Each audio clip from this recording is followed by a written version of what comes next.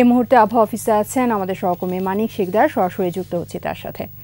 মানিক, খুব শীঘ্রই সারা দেশে বৃষ্টির সম্ভাবনার কথা শুনছি, আবহাওয়া অফিস সবশেষ কি জানাচ্ছে?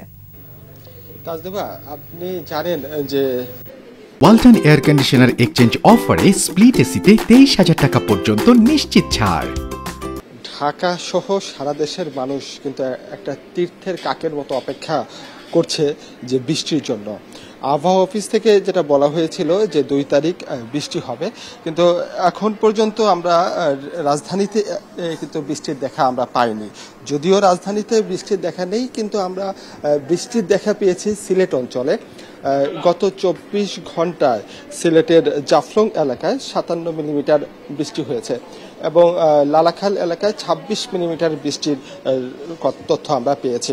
আমরা আবহাওয়া অফিসের এই মুহূর্তের যে তথ্যটা আমরা একটু জানিয়ে দিতে চাই যে আজকের যে চিত্রটা, আমরা গত কয়েকদিন ধরে যে তীব্র তাপপ্রবাহ ছিল আপনার চুয়াডাঙ্গা, রাজশাহী, যশোর এলাকার, সেখানে তীব্রতা কিছুটা আমরা কম দেখতে পাচ্ছি। আবহাওয়া অফিসের যে আপনি মনিটরটি দেখতে পাচ্ছেন সেখানে, এবং মাঝারি থেকে মৃদু তাপপ্রবাহ এখনো রংপুর অঞ্চল থেকে শুরু করে আপনার বরিশাল, ফরিদপুর এলাকায় আছে, এবং ঢাকায় তাপপ্রবাহটা কিছুটা কম আছে।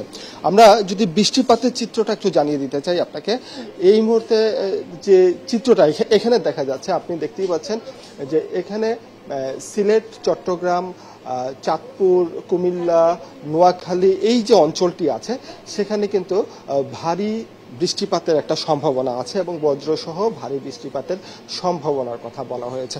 এখন প্রশ্ন হচ্ছে ঢাকায় আসলে কখন বৃষ্টি হবে?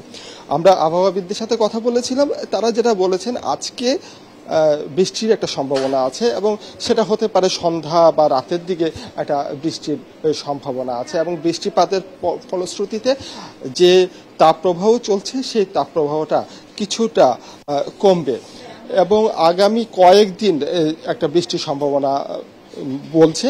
এবং আমরা কিছুক্ষণ আগে বন্যা পূর্বাভাস কেন্দ্রের সাথে আমরা যোগাযোগ করেছিলাম, তারা যেটা জানিয়েছে যে এই মুহূর্তে বড় ধরনের বন্যার কোনো সম্ভাবনা না থাকলেও বিশেষ করে হাওর অঞ্চল, সিলেট, সুনামগঞ্জের যে নদীগুলো আছে সেই সমস্ত এলাকায় নদীর পানি কিছুটা বৃদ্ধি পেতে পারে। আমরা চেরাপুঞ্জিতে দেখেছি 120 মিলিমিটার বৃষ্টি হয়েছে গত 24 ঘন্টায়। সেই কারণে যেটা বলা হচ্ছে যে আপনার সিলেট, সুনামগঞ্জের যে এলাকাটি আছে সেখানে পানির স্তর কিছুটা বিপদ সীমার কাছাকাছি থাকবে।